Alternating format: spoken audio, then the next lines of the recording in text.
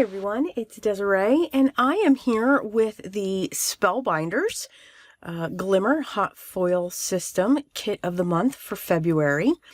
And this one is called the Scalloped Rectangle Glimmer Essentials with Sentiments.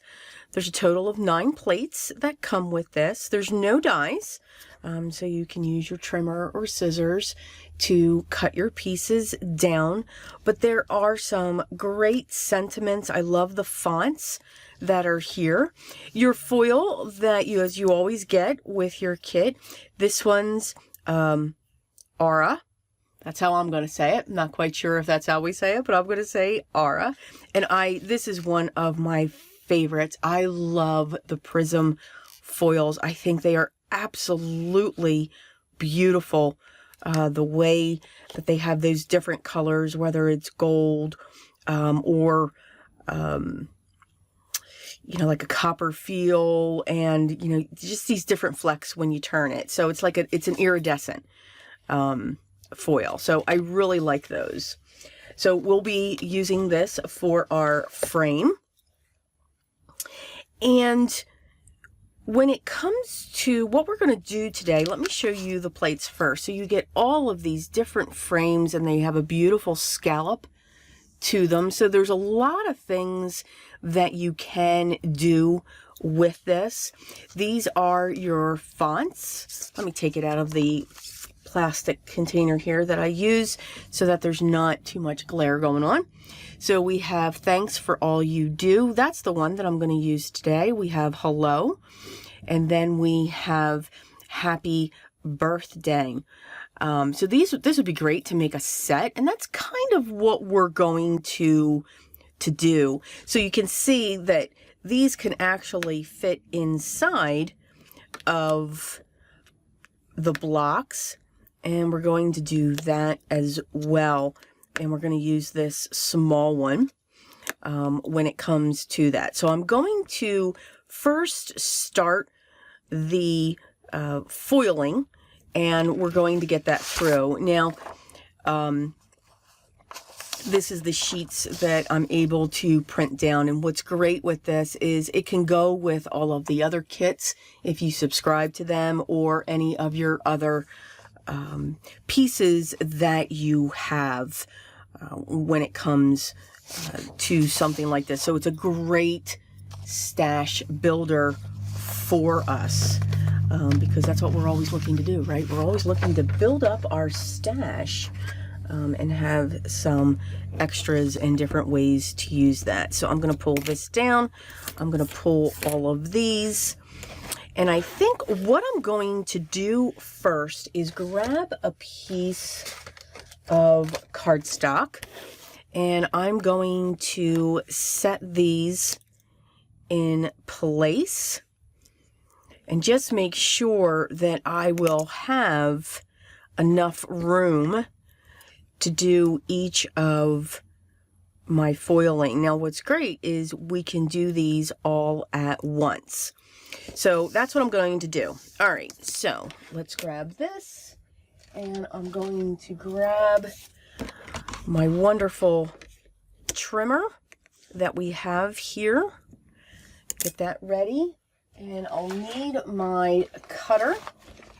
And remember, with this you have the Spellbinders cutter system. You have a foil cutter, and then you also have a paper cutter, which is really, really nice. But I'm just going to use the foil for right now. So I'm going to grab my Aura, and I'm going to look at this. And what I like to do is place this down onto the mat and just let that roll. And then I'm going to place this down, and I like to take this and let it lock on the top. There's a lip that's right up here, and I'm just going to let that catch, and I'm going to line up one of my edges with the edge of my foil, and I'm going to put this down what's nice with this cutter is it helps you to not waste your foil. Now, what I'm actually going to do is I'm going to look at this and say, okay, I'm going to come down here. So here, 1, 2, 3. So I should be able to get 3 of these here. So I'm just going to move this up just a little bit. Let that snap down. Shift her over. And again, if I look at this, so I've got 1, 2, and I will be able to do that. So this is my line. I'm going to keep my finger there. I've got my cutter, and I'm going to start above, make sure it snaps down, and I'm just going to pull down onto my foil. And you can see I get a really, really nice cut. I'm going to turn this around. And I'm going to do the same thing. I'm going to let her lock. I'm going to take this line, let it line up on that. I'm going to put this here. And I've got enough to go here. I'm going to come down. I'm going to shift her over. And just to be safe, you know, I just like to be safe. I'm going to come over here. And this is not big enough. So that's fine. That is going to go into my scrap. Now this would be big enough if I was just using the sentiment, of course, but I do like to save my scraps. And I'm going to just cut one more. Again, doing the same thing. I'm going to put that there. I'm going to let this roll out. And then try to get that straight. I'm going to lock her down, line her up on that line, put this down here, and I'm just going to come out right here. I'm going to slice down, and then I'm going to turn her. So this cutter is great because I find when I use my scissors, which very much so we can do, it's slippery. You know, it just kind of goes all over. I kind of lose control when it comes to that. So I'm going to take this. I'm going to make sure I put my cutter in my package so I don't cut myself, because we all know that'll happen. And I'm going to get that out of my way. All right.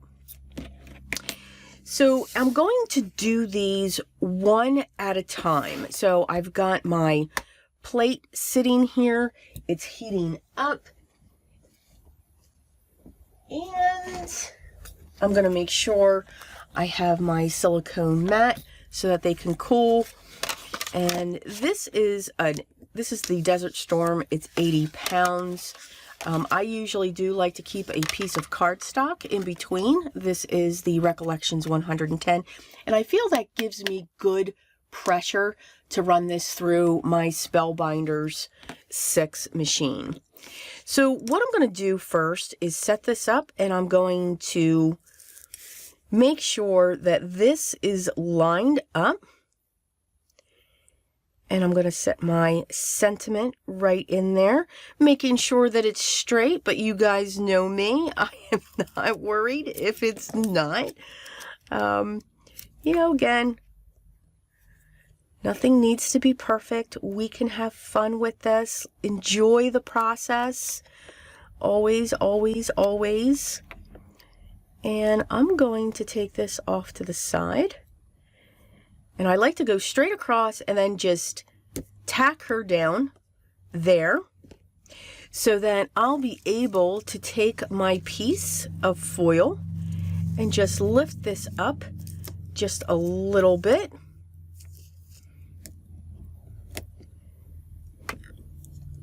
Of course, you know, you're going to watch me struggle with this, but that's okay. And we're going to just tuck her in. So we're creating that hinge effect. I'm going to place my foil down, and I'm just going to let that fall. So I know I've got edge over here. I'm going to make sure that that's straight, and I'm just going to take another piece. I get carried away with my washi tape, but that's because I don't want it to shift. Now, when we put this on our plate, we want to make sure that our plate is up, meaning the top part. We want to make sure the foil is shiny side up at this point. If we put it this way, we would get a great impression in our cardstock when we run it through. So that's kind of awesome. But I am going to place that. Yeah, I'm going to do this. Yep, reverse that. So we want to do it this way so that it's going up into the plates, the hard surface. When we go this way, this is soft. Our plate, it's got a little bit of sponge to it. So it would actually give us impression if we go down, which is a beautiful effect. So, but I want it to go like that. I'm going to hit my timer and I'm going to set my plates down. So I put my cloudy shim, my piece of cardstock, and then I put my clear plate. I like to have them sitting on that. It kind of, in my mind, it kind of gets the mojo going there for our heat when it comes to our foiling. I have my Spellbinder set off to the side, and once this is ready, we will be back and I will show you what it looks like. Matter of fact, I'll show you what all of these look like. I'll take care of these. So I'll be right back. Okay, so I am back. So you can see that beautiful iridescent. It's got a gold tint to it. You can see two of them. I used the frame to go around that, and I'll be able to use my scissors to cut around that. And then I just, with the hello, just did that sentiment. And I just love this font.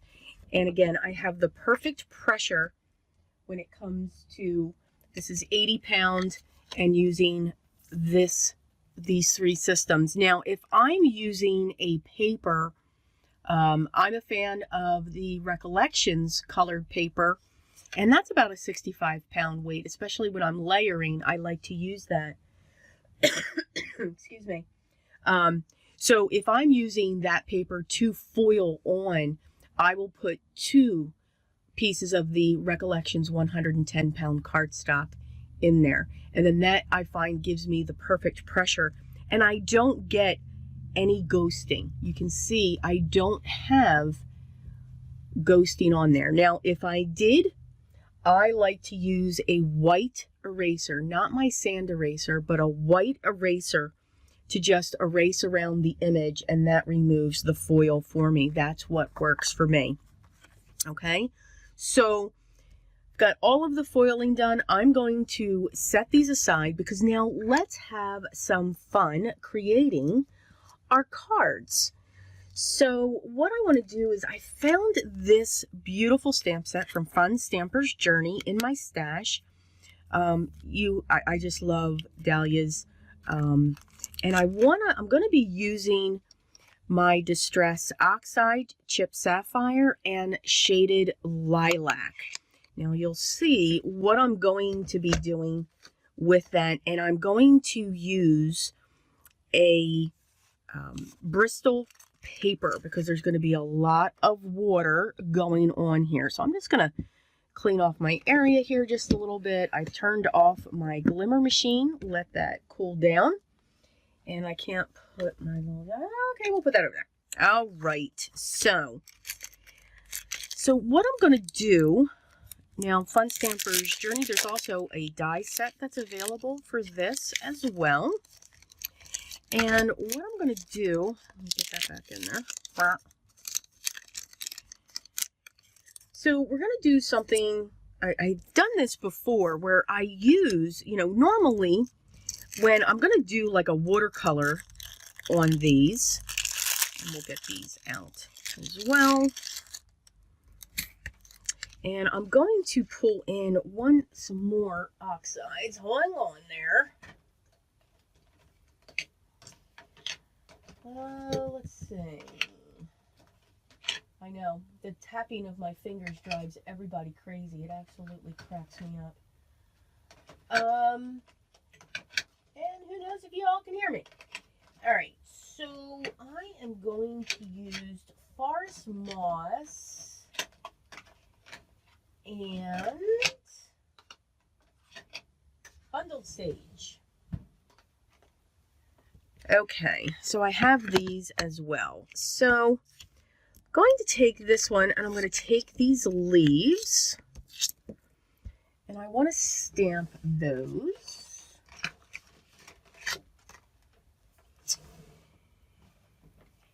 And I want a little bit, something a little bit different. So I'm going to put this on here and I'm going to put this one on here as well. So I'm going to grab my bundle sage first and I'm going to stamp on that. And I want to make sure I've got really good coverage because I'm using a block. I'm not using my stamp positioner tool. So I'm going to take this and hopefully I'm going to get a good imprint. Well, I'm going to come in with my forest moss now and I'm going to come in on the bottom. I just want to get that little difference. I know I'm getting that light color on my pad. That's okay. I can wipe that away. We're good. And now I'm going to stamp. And I'm going to really press down.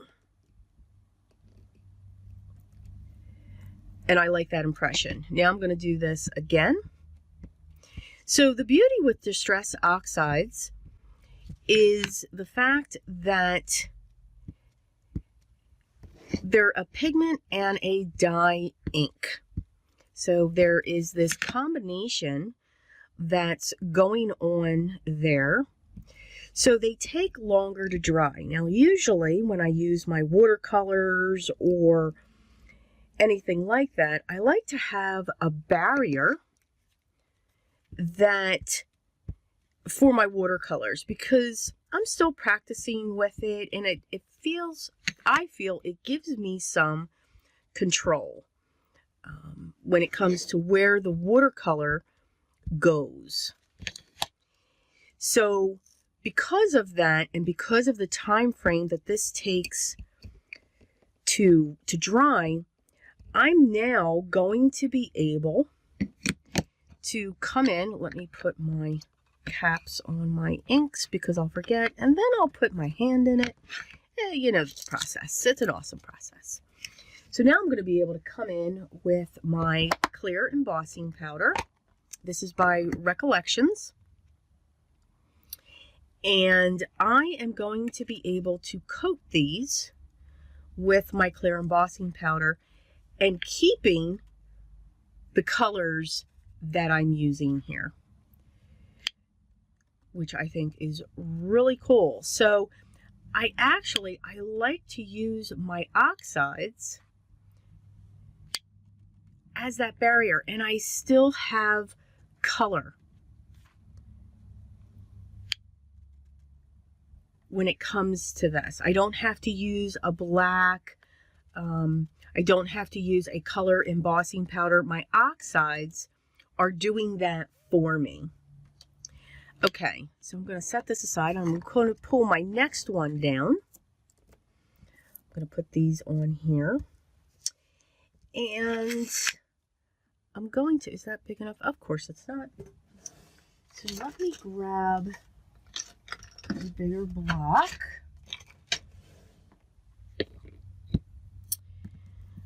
So I'm going to use this one, and I'm going to use this one. All right. So now the two oxides that I'm coming in now are Shaded Lilac and Chipped Sapphire. And I'm going to do the same thing. So you can see with the pressure, I'm really pushing down. And I can do that because these are rubber stamps. But I'm really pushing down to make sure I've got that color going on there. And now I'm going to come in with my Chipped Sapphire. And I'm just going to stamp every so often to get that dark color there. Now again, I am not worried about the ink on my pad. I'll be able to wipe that off. But I'm really going to put some pressure down on this. Again, going on to Bristol paper. It's got a texture. I'm not using my stamp positioner. You know, not everybody has that, and I think that looks absolutely terrific. And now I'm going to come in with this one, and I'm going to do the same thing. I'm going to grab another piece of Bristol cardstock as well, because I think I'm going to stamp these again. I'm not quite sure what's going to be for the third one. And I'm going to do the same thing. I'm going to come in with my chipped sapphire. I'm going to come in a little bit differently. I'm going to come in along the bottom and then just come in through the top. And I'm going to really press, rock back and forth. That's the beauty with rubber stamps. You can do that and it won't get too distorted. Sometimes I forget that with the clear and it goes, kind of gets a little bit distorted. So I'm going to come in with my clear, cover that up, and then just make sure that I have that. And then, of course, off camera, because nobody needs to hear my heat tool going off, I will stamp these images. I think I actually want to do that big one more time. I think that big one would be pretty. I really like that. So I'm going to come in, and then again, I'm going to come in around the outside. Just tap it. And we're going to press that down, making sure that we have that good impression, and we do. And I'm just going to do another set of the smaller leaves. Let me get those out of my way. And let me get another block. Here we go. I'm going to do a couple of these small ones.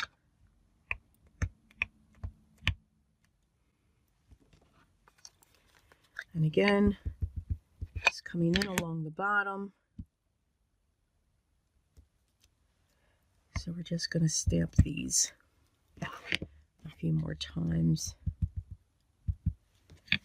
giving that little bit of accent with the darker, just to make sure I have enough of those. Matter of fact, this one, I'm going to do that one solid. And same thing, I'm going to do that one solid as well. I have a hair there. And then I think I'm just going to do one more. All right. And I will get those out of my way as well. And I am going to put my clear embossing powder on this. And when we return, you will see what they look like once I have them heat set. Be right back. Okay, so I have heat set them, and I've also die cut my images. Oh my. So what I'm going to do now, I use the oxide so that I could do the heat embossing. I'm going to come in with the same colors, but I'm going to use the Distress inks this time. And I'm just going to drop, that's me putting water into my container here, not doing anything else, just saying. And I'm going to grab a watercolor brush or one of my brushes. There we go. Okay. And I'm just going to drop my color in. So I'm going to put some of my shaded lilac down, and then I just need a little bit of the chipped sapphire. All right, so I'm going to come in with some water. And what I want to do first is wet these. Now, what I did, and I'm not looking for this to be perfect, all I did was I took some repositionable tape to the underside of these. Now, you didn't have to die cut them first. Look, I got ahead of myself, to be very honest, but that's okay. I have them connected to my paper here. Now I'm going to come in and I'm just going to drop these colors in here. Again, I'm not looking for perfection when it comes to this. And I'm just looking to get the base coat down here, and I'll see if I have to add any more after I come in. I want it to look shaded. I want them to look different when it comes to that. Now I'm going to come in and I'm just going to drop some colors where they meet. Again, just trying to let them blend and do their thing, because that's one of the things that I absolutely love. I think the Distress inks are wonderful for watercoloring. I just love the look that they give, that distress concept there, if that makes sense. I'm going to put down just a little bit more color. I hope everyone's doing okay. We are actually where I'm at in Pennsylvania, getting ready for an awesome storm. An awesome snowstorm. We've got a nor'easter on the way. Yay! So we are just bracing ourselves for that. Not quite sure how much snow we are about to get. It's all over the place. So I'm just having fun in my room and just getting ready for that. So I really like those. Again, I'm not adding too much water to them because I want them to be light. I want them to just have that different look. Now this is going to be a background, or our background, so I'm really going to like how that comes across with that. I used the repositional tape so that they would stay on my mat. I'm just going to set those off to the side. Clean this up. And then I'm going to do the same thing with my leaves. Again, just putting a little bit of repositional tape down so that they'll stay on my mat.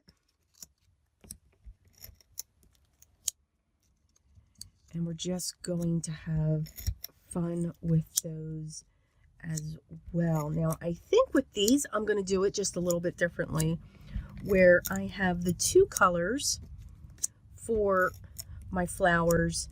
I'm actually going to go some with just the forest moss and other ones with just the bundled sage. So again, I'm just letting it, what I see, just having some fun with it and not getting too crazy. But I do want to make sure that I have my water down. I'm going to pick that up. Just drop that in. Again, I like the difference that you have when it comes to this, because it'll like pull up in these crevices when it comes to, since we heat set them, which I think is great.